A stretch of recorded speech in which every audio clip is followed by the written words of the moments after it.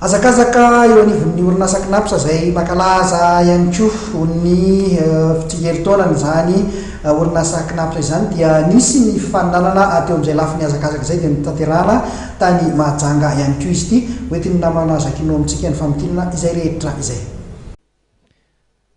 Azo lazaina hotratra ny tanjona ho an'ny knapsa tamin'ny fikarakarana ny course pour la solidarité et de la fraternité natao tany Mahajanga ny sabotsy 3 Jolay maraina teo.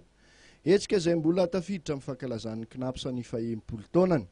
Mpiazakazaka mahery ny 50 moa namaly ny antson'izy ireo tamin'izany hetsika natao tao amin'ny renivohitra Boeny izany. Akoatra ireo mpiazakazaka izay nifaninana tamin'ny fifaninanana ho an'olon-tokana dia nahatratra enina ireo ekipa nandray ny fiangana nanoloana ny foiben'ny knapsa ho an'ny Isatarika, 12 kosa ny mpifaninana ho an'ny manana fahasembanana.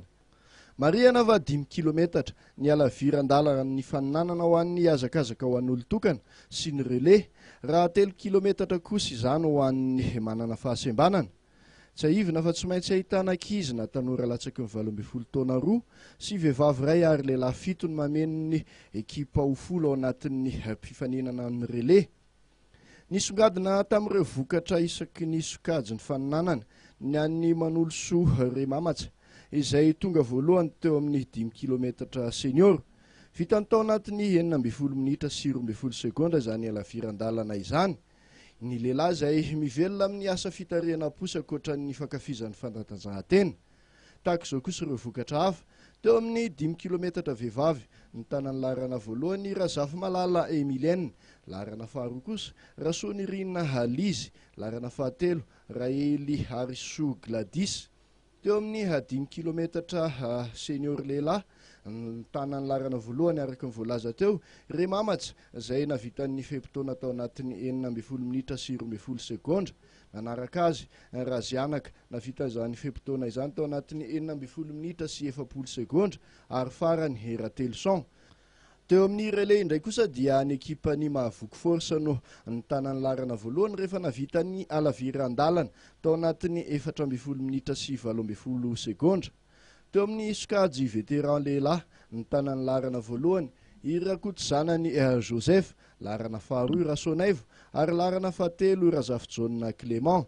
Teo amin'ny veteran vehivavy larana voalohany Ramanisata Saolonirina, larana faharoa kosa Arniena Françoise ary larana fahatelo Ivavy Zandry. Teo amin'ny hazakazaka ho an'ireo manana fahasembanana dia ny tanany larana voalohany Irakoto Mahefa, larana faharoa i Roger ary larana fahatelo i Jean-Aimé Marcel. Akoatra ny amboara sy medaly ho an'ireo telo voalohany isan-tsokajy moa dia nisy ihany koa ny lela vola natolotry ny mpikarakara ho an'ireo telo voalohany ho an'ny sokajy senior. Ho an'ny larana voalohany ary dia notoloran'izy ireo 5 alina ariary. Teo amin'ny larana faharoa kosa dia nahazo 4 alina ariary ary 3 alina ariary no azo ny larana fahatelo. Taorin'ny hetsika natao tany Mahajanga iny dia any Tomasina indray no hanohizana ity hazakazaka ho an'ny firaisan-kina sy firahalahiana eo anivon'ny fiahina ara-tsosialy ity ny 13 Aogositra